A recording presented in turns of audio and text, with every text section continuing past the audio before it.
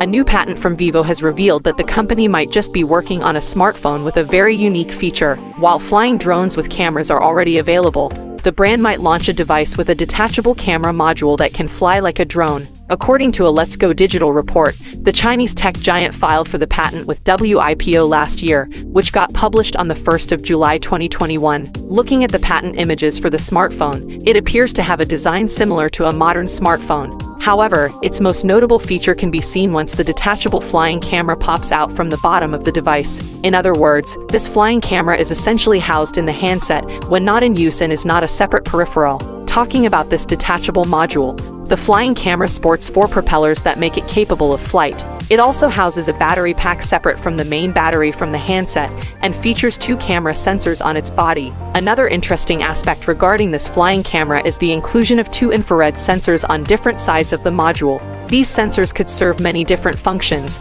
but its primary objective is likely to keep the small drone from bumping into other objects when flying, meaning this flying camera could feature an automatic follow mode where it follows the user and flies automatically. It might also support air gestures as well.